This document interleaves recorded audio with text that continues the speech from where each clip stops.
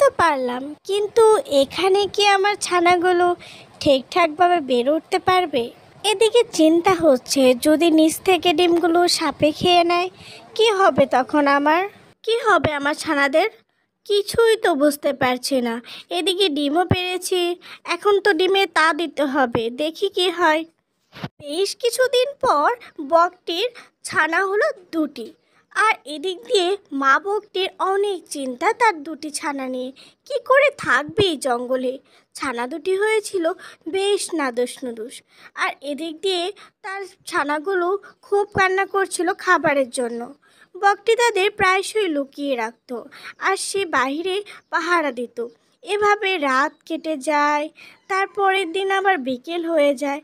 কিন্তু এভাবে আর কতদিন থাকবে বকটি? তারপর সিদ্ধান্ত নিল সে একটু খাবার আনতে যাবে। তারপরে খাবারের খোঁজে একটা নদীর ধারে যায়, সেখানে নেমে দেখে বেশ অনেক মাছ আছে।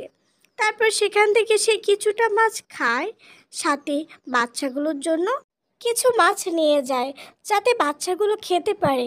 যতই হোক, সারা দিন তো লুকিয়ে রাখতে হয়। মা বকটি খুবই চিন্তিত এই দুটি ছানা নিয়ে। তখন সে উড়াল দিল আবার তার বাসার উদ্দেশ্যে। সে খুব অল্প সময়ে যাওয়ার জন্য একটা রাস্তা বেছে নিল। রাস্তাটা যদিও তার জন্য নতুন ছিল, কিন্তু সে যাচ্ছিল, কারণ অনেক বেলা হয়ে গিয়েছে। এখন বাচ্চাগুলো না খেয়ে রয়েছে, তার জন্য সে একটা জঙ্গলের পথ দিয়ে যাচ্ছিল। কিন্তু হঠাৎ আমলজা, আজ থেকে কতদিন ধরে বকের মাংস খাই না। ভেবেছিলাম নদীর ধারে গেলে হয়তো বা কোনো বক পাবো। এখানে তো বকের কিছুই নেই। ওই তো উপর থেকে মনে হচ্ছে একটা বক যাচ্ছে। বকে, আমার তীর মিস হয়ে গেল।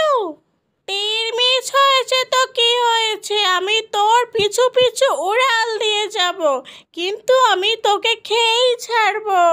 বকটি বেশ খানিকটা ঘাবড়ে গিয়েছে। এই কথা শুনে খুব তাড়াতাড়ি উড়াল দিয়ে চলে যাচ্ছিল সে তার বাচ্চাদের কাছে। সে ভেবেছিল যে তার ছানাগুলোকে যদি খেয়ে নেয় সে মরে যাক, কিন্তু তার ছানাগুলো, আর এই কথা ভাবতে ভাবতে বকটি তার বাসাতে চলে এসেছে। সে জঙ্গলে নামে তার ছানাগুলোকে ডাক দেয়। তারপর তার ছানাগুলো সবাই চলে আসে। তখন সে ছানাগুলোকে তার সব ঘটনা বলছিল, কি হয়েছে তার সাথে। বাচ্চারা, আমরা আর এই জঙ্গলে থাকতে পারবো না, আমাদের এক্ষুনি এই জঙ্গল ছেড়ে যেতে হবে, কারণ আমাদের পিছনে এক শাকচুন্নি পড়েছে, যে কিনা সাপের চাইতেও ভয়ঙ্কর। আমরা আর এই জঙ্গলে টিকতে পারবো না বেশিক্ষণ।